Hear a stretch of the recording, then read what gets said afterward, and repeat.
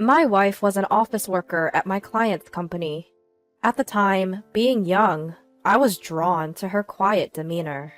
I approached her fervently, and we started dating. 2 years later, I went to her parents' home to seek their approval for our marriage. There, her father unexpectedly suggested that we live with them. Originally from a rural island, I moved to the city for college and fell in love with a small town during my studies. After graduation, I obtained a professional license and started my own practice in the town. Believing that it's essential to be part of the community, I actively participated in the local homeowners association, night paroles, local festivals, and other events. This helped me build a network of trust, and as a result, secure a steady income. It was only because my earning had become stable that I could muster the courage to marry my wife. Therefore, even though my in-laws' place is only an hour and a half away by train, I couldn't leave here, where I was working. Despite explaining this multiple times, my father-in-law persistently pushed us to move in with them. Being a former civil servant, he started saying that he could use his connections to help me find a job. Although I appreciated the offer, I wanted to prioritize taking care of my current clients. I insisted on this for several hours. Finally, I disclosed my current income to my father-in-law and explained that without the relationships I had built so far, I wouldn't be where I am today. And if I were able to expand my business in the future and establish it in their area, I wouldn't mind moving in. Eventually, my father-in-law grudgingly agreed. During this whole discussion, everyone except my father-in-law was as silent as the air. No one interrupted the conversation, and my mother-in-law brought tea a few times. My sister-in-law was there at first, but had to leave midway due to work. After getting married, for convenience, I bought a condo near the station, about a 20-minute walk away from my office. My wife, whom we'll call Emily, said she wanted to continue working, and stayed as an office worker. However, after about a year, she suddenly quit her job to get her own professional license, saying she wanted to help me with my business. The exam was tough, but I could see her determination, and I thought it would be better if we could do it as a couple, so I agreed and let her attend a vocational school. However, she almost abandoned household chores while she was studying. Although I let that slide, our relationship temporarily turned tense. Within less than a year, Emily struggled to keep up with her classes and became a stay-at-home wife. She seemed calmer than when she was studying, and our relationship became better again. At one point, I thought it was a marital crisis, so I expressed my love for Emily even more and worked harder. Eventually, Emily became pregnant and gave birth to twin sons, but she began to act strangely from since then. On my days off from work, she would leave the kids and go back to her family's home by herself. At first, she said she wanted to take a break from parenting, and since both of them had started drinking milk formula, and not just breast milk, I was able to take care of them. So I agreed. We had many talks about this, but my wife said she just couldn't tend to 2 kids at once, and since they're boys, she expected me to parent them. I couldn't quite agree, but for the sake of our children, I relocated my office to a closer location and converted it to an office with kids' playroom.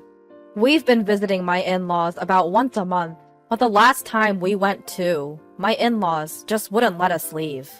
I turned down drinks, telling them that I was driving, but they still served me beer, calling it tea. I could tell from the smell right away, so I didn't drink a sip.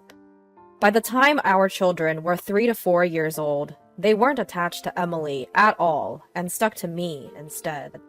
Eventually, Emily began to visit my in-laws, even on weekdays, and at times, she would even spend a week or 2 at their place and not come back. When it started to interfere with my work, I consulted with Emily's family, but the talks with Emily's mother didn't go anywhere because Emily herself wanted to be there. Emily's father didn't answer the phone, so when Emily hadn't come back for a week, I decided to leave my children at daycare and went to my in-laws' place. When I got to their place, I could hear a loud argument even from outside. It seemed that my father-in-law and sister-in-law were yelling at each other. Hesitating a bit, I killed time at a nearby convenience store, and when I visited again, the voices had quieted down, so I rang the doorbell at my in-laws' home. The front door opened, and Emily's sister came out right away, held back by Emily's father, with Emily's mother and Emily just watching. Emily's sister said to me, "Let's go out, I'll tell you everything." To which my father-in-law said to me, "What are you talking about? Come in quickly!" However, Emily's sister and my father-in-law were having a fierce argument at the entrance, so I couldn't enter their place. During a heated argument, it seems a neighbor called the cops, and the police arrived to cool things down. We ended up talking at their place. According to my father-in-law, "Emily constantly being at her parents' house is your fault. Don't listen to your sister-in-law, Susan. She's crazy." But Susan snickered and said, "You've been deceiving Frank from the start, haven't you?" But every time Susan tried to talk, my father-in-law would interrupt and make a fuss, so we couldn't really have a proper conversation. Even when I tried to get Emily to join in, she remained silent. This was going nowhere, so I asked to talk to everyone individually on a later date. To this, my father-in-law made an unbelievable accusation. "You're planning to have an affair with Susan, aren't you?" Upon hearing this, Susan stood up and said, "Fine, that's enough. I'm leaving this house. Be prepared to cut ties with me." Then she walked out of the room. No one else followed her, but I followed her to the door. Susan, with a serious look on her face, handed me a small envelope and urged me to go back inside. After tucking the envelope inside my jacket, I went back to the room where my father-in-law began again. "Looks suspicious, ain't it? You better move in here quickly." I myself was running out of time, and I had to pick up my kids, so I calmly said, "We've already discussed this before we got married. I don't have Susan's number, and I only meet her here. It's getting late, so I'm taking Emily home today." Then I promptly had Emily gather her things, and we headed home. In the car on our way home, I talked with Emily, but she kept repeating, "The kids don't like me. I don't understand boys. I'm useless." Since I still loved Emily, I told her, "Stay with the kids as much as you can. Raise them in your own way, and I want you to be by my side." We picked up our kids from the daycare and went home. Emily cooked dinner, and we all ate together. Emily's cooking skills had declined, but it was still better than mine, and the kids seemed happy eating it. After dinner, unusually, the kids clung to Emily, and Emily smiled and played with them until they all fell asleep together. I had work to do for tomorrow, so I went to my office to organize some documents. That's when I remembered the envelope Susan had given me. Inside was a USB drive. When I checked it on my office PC, it contained text and audio files.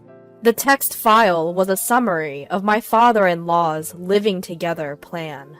Knowing that I was self-employed and earning reasonably well compared to my peers, Emily's father planned to have me move in and work from home, and have me contribute my earnings to them.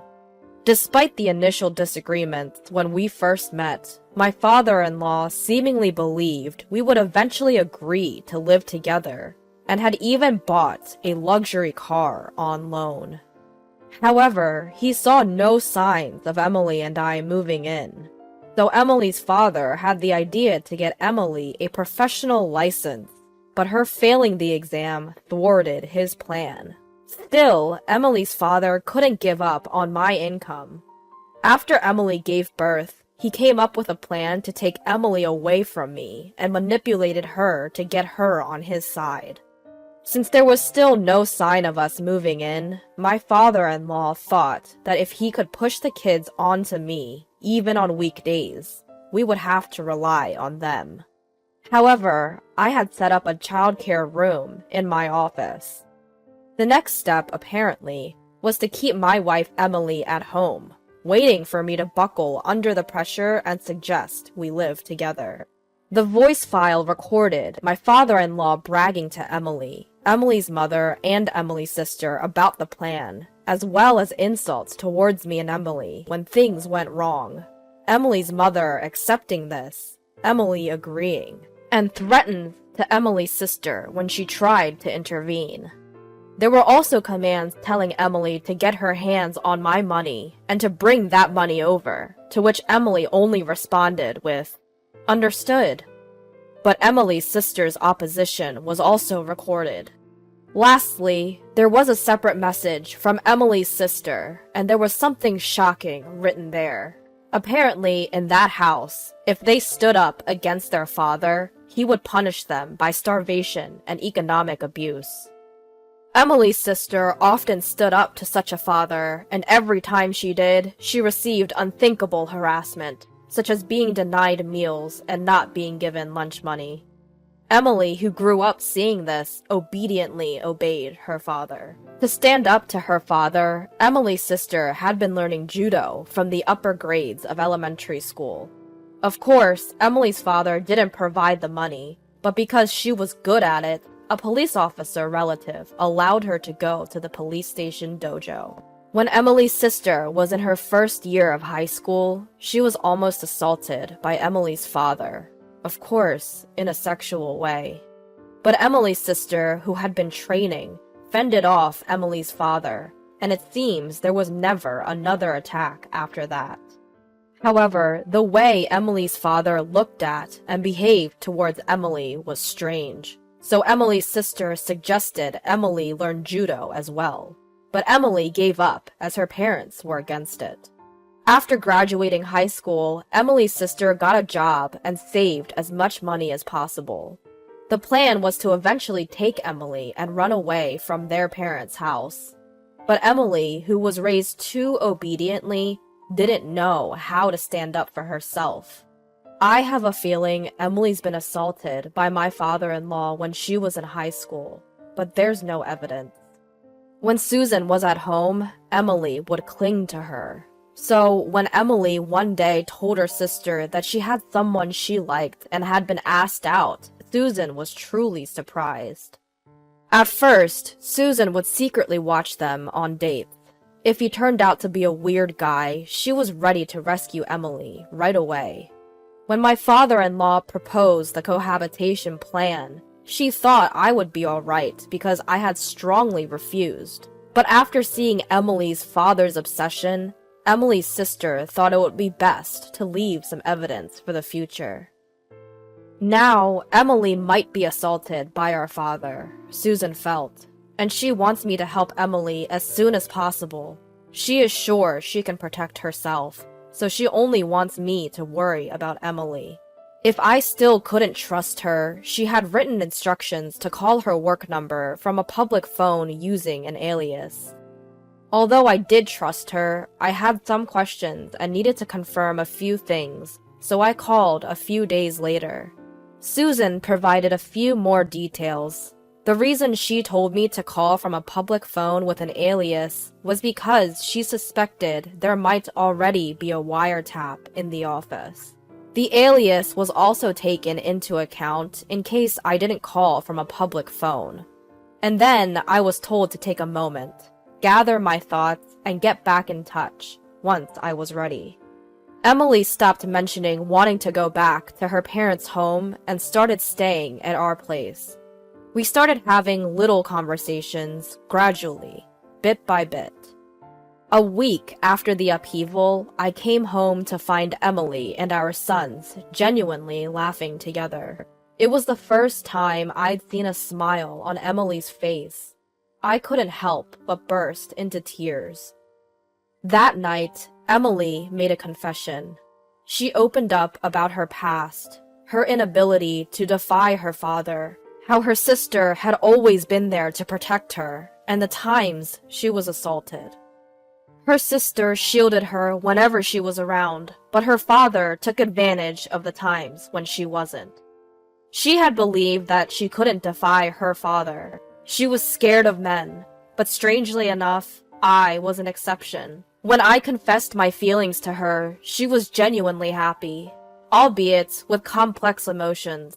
But with the support of Emily's sister, she was truly happy to be in a relationship. Around that time, her father was often out of town due to work, so there were fewer opportunities for him to assault her. However, when his assignment ended and he returned home, it was pure terror for Emily. When I proposed to her during this time, she felt like she had no choice but to cling to me. She was taken aback when her father suggested that we live together during our first meeting, but she decided to follow me when I strongly objected. Our marriage was a bliss, until her father insisted that she get a certification. He even threatened to reveal her past to me if she didn't comply. She had no choice but to comply, so she tried her best, but it wasn't enough. Still, she was relieved that she didn't have to go back to her parents' home.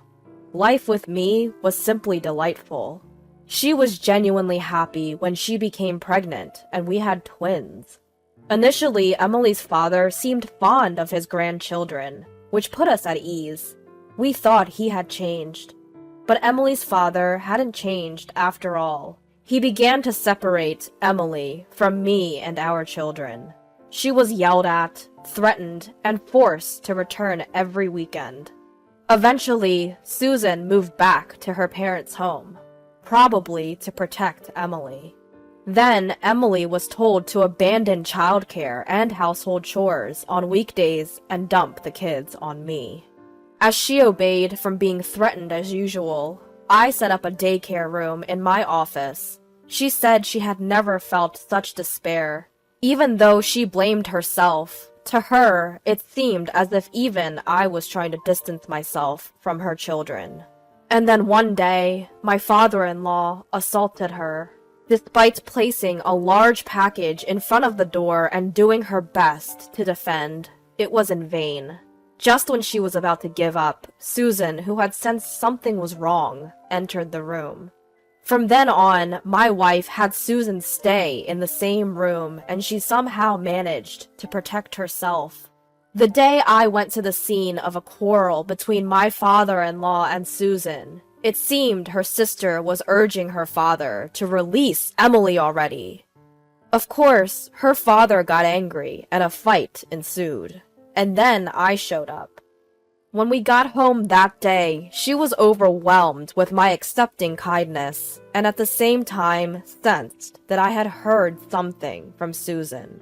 She was grateful to be accepted for who she is, and for our sons who always enjoyed the meals she cooked. Many times, she found herself crying in secret. She sincerely wished to always stay here.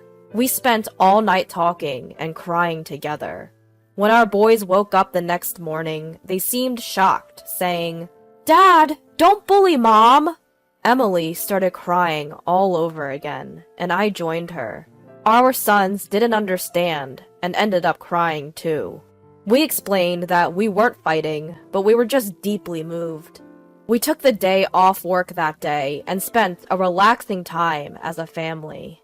Then I made up my mind and contacted Susan. Surprisingly, all I had to do afterward was leave everything to her. She had not only learned about my father-in-law's unreasonable plans to live with us, but also had evidence of his embezzlement at work. She reported it, and he was arrested. It was reported in the local section of the national newspapers, which eventually led to Emily's parents getting divorced. Thanks to the lawyer that Susan hired, Emily's mother got a hefty amount of alimony and went back to her hometown. Emily's father did not go to prison, but lost everything. At first, he tried to rely on relatives, but nobody would help him when he demanded assistance with his condescending attitude. As a result, he seems to have retreated to some rural area. After that, Emily, the kids, and I lived peacefully. I think we were a very close-knit family, but unfortunately, our happiness only lasted a few years. Emily passed away in an accident. I was devastated for a while, But with the support of those around me, I managed to pull myself together after about a year. During that time, I caused some inconvenience to my business partners, but I somehow worked my way back, and now I'm doing very well, even employing a few people. One of them is a son of one of my business partners who persuaded other partners to help me out because I was struggling, and he kept my business connections intact. I was truly helped by those around me. Another one is Susan, Emily's sister. She helped me in many ways, and now, after losing her job partly because of that, she is working for me as a secretary. And now she is dating one of my staff members, and they've both approached me to discuss the possibility of getting married. I'm thinking of celebrating this with my son, who Emily left behind. The other day, I received a letter from Emily's father.